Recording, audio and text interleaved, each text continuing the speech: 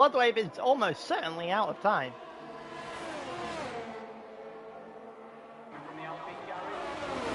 Like Bloodwave getting the wrong decision again. That seems to be a overarching theme in all of this at this point.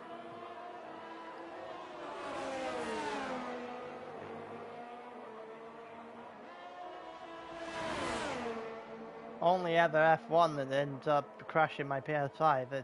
It's absolutely unbelievably impressive at this point. BR4 down to the inside of turn 1 and gets in front on lap 33 here.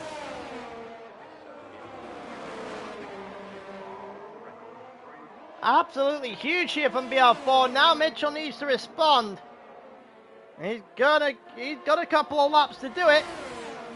If I was Mitchell, I'd probably be playing a little bit of the smart game here and see if whether or not you can drag this out as long as possible before making that last overtake. But with playing that game, there's a lot of risks associated with that.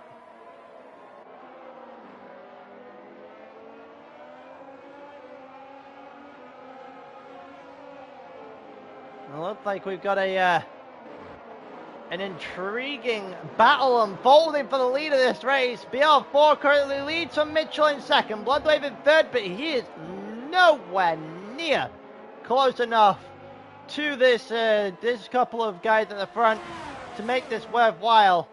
And quite frankly, even if he didn't have the virtual safety car in the last couple of laps, he wouldn't have even got anywhere near anyway. It was a very intriguing decision to make in the first place.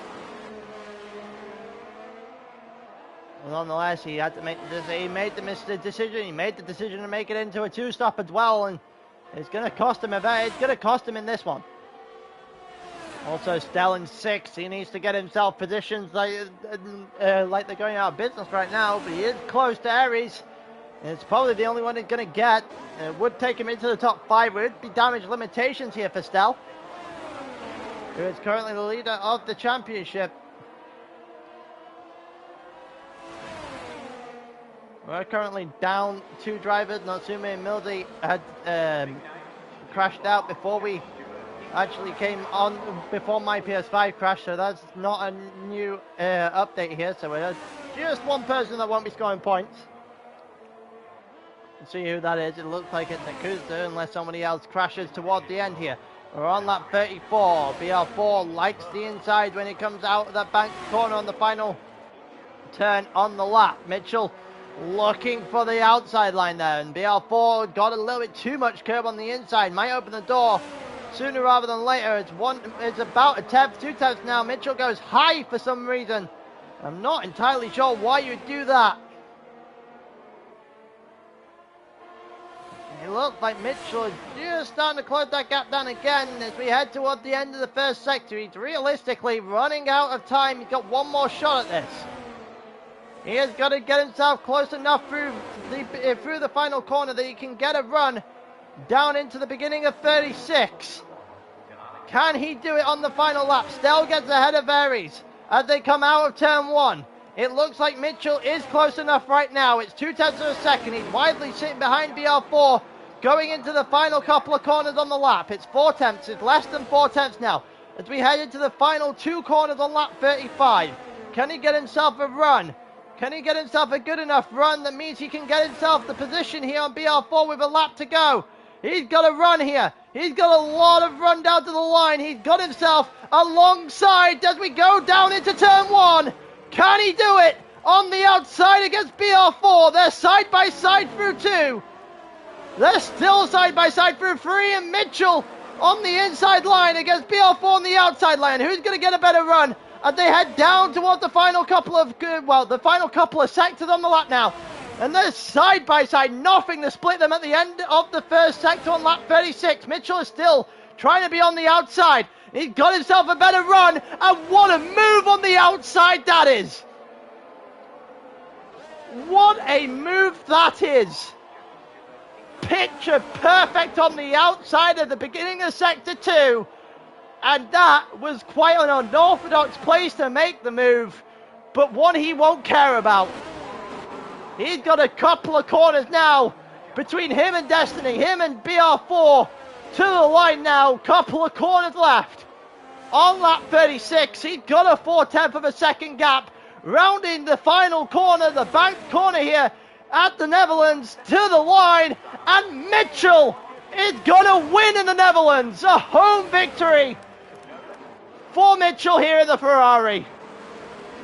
What a final lap. We have just witnessed one of the great overtakes here tonight. That is absolutely incredible. What a win. Left it late. I was talking about it earlier. How late do you want to play? How much of a game of chicken do you want to play? And if you're Mitchell, the answer is to the entirety of the first sector, apparently. What a move. What a drive between the two of them. Mitchell and BR4 right to the end. Bloodwave punished for his lack of foresight. And quite frankly, if Bloodwave doesn't end up being towards the front or if they're challenging for a title or even losing out the title by a few points at this point, he is going to be kicking himself, because that is 2 races in a row where he has made the dumbest decision alive.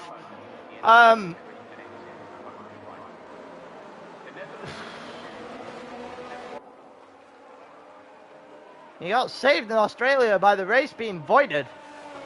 But he doesn't get the same courtesy in this one. What a race. Mitchell wins, BR4 gets second, Bloodwave gets third. Albeit he should have had more. And that rounds out the podium here in the Netherlands. What a race. Stell gets the games driver of the day, but I'm not sure I agree.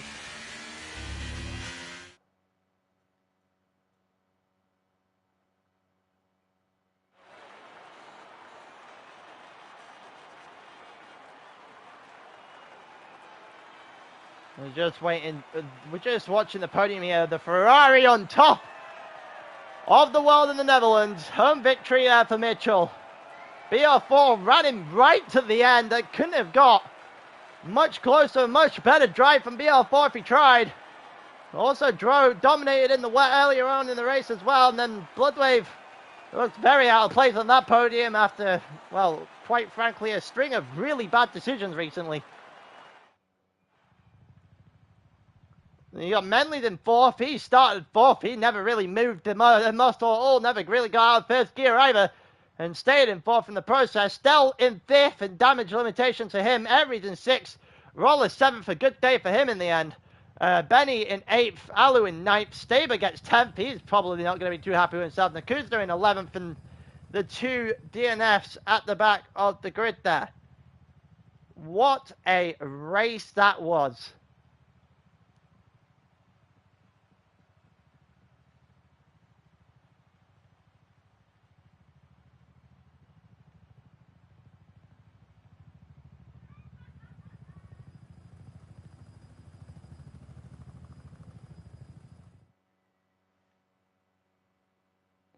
What an absolute race that is. That is just an absolute battle for the lead. That is as good as it's going to get. And that's just everything that happens there. It's, every time we see Mitchell and BR4, it's always a classic. You know, I've had the pleasure of commentating those two at the front of the grid for many, many seasons now.